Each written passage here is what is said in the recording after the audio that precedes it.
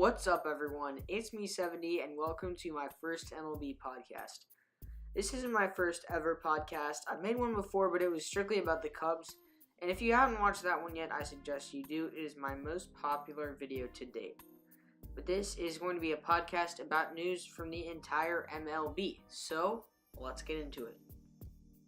First thing, the big fish are still on the market. Bryce Harper, Manny Machado, they've yet to sign 3 weeks into 2019.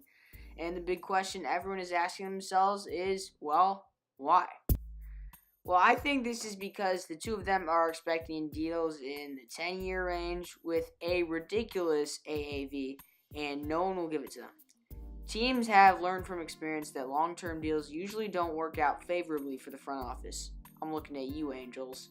Some offers have already been made, but they obviously aren't good enough for the players' liking, or they would have signed already. I mean, if I'm Manny Machado, and the White Sox offer me $40 million less than the Red Sox signed David Price for 3 years ago, no way I'm signing that. I'm going to explore what the smartest options are for both the front offices and the players. If I'm a team, I'd probably offer a 9-year deal with 2 team options. $35 million for 5 years, then a team option. $25 million for 2 more years, then another team option, and then the last 2 years for $20 million. That would total out to $265 million for 9 years. Of course, the value of the contract wouldn't be that high because the player would not like the team options, but obviously there would be incentives, and you could argue that it's the only way the player would get a contract of that length. Harper did turn down a 10-year, $300 million contract with the Nationals early in the offseason when he thought he could get a contract of the same length with more money. He obviously won't be getting anything close to that in length, so the deal I suggested might be enticing. As a player, I would probably ask for a 1-year deal. Both players have something to prove after last year, which might be causing the teams to offer less than anticipated. Harper needs to prove that his first half in 2018 wasn't the real him, and Machado needs to prove that he's not a douchebag.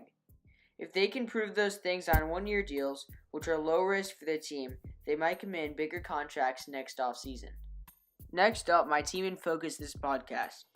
I'm going to focus on the Rays in this podcast. I feel like the Rays are in an unusual spot this offseason.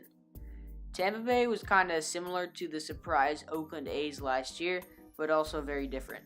Both teams were not expected to compete, but both suddenly turned on the gas at a certain point in the season. The Rays just did too late. The Rays went 29-11 to end last year, but they have a reputation of trading away players right when they get good.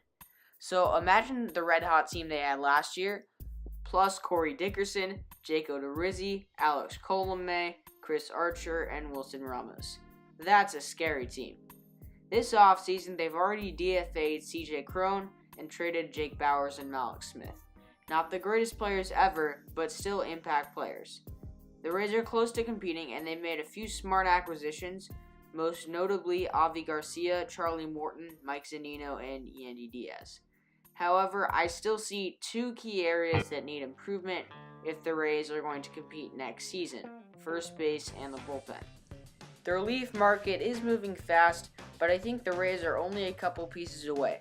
Tony Sipp and Sean Kelly are potential relievers I could see Tampa Bay picking up.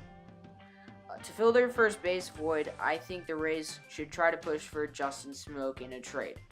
He's been rumored in Blue Jays trade talks for a while, and he seems like a good fit for a Rays. He's an affordable player, and he's a very good one. If they make those acquisitions, they should be ready to push for the playoffs next year. Opening day is only 68 days away, and with the slow offseason we're having, it's a good time to start making predictions for next year.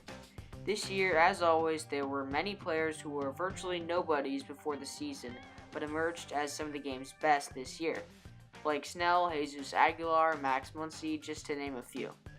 You can never tell who will suddenly find their mojo in baseball, but I'm going to attempt to do that anyway.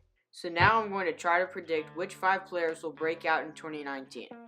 First player is Manuel Margot, outfielder for the San Diego Padres. He's always had the 5 tools, but just hasn't been able to put it all together.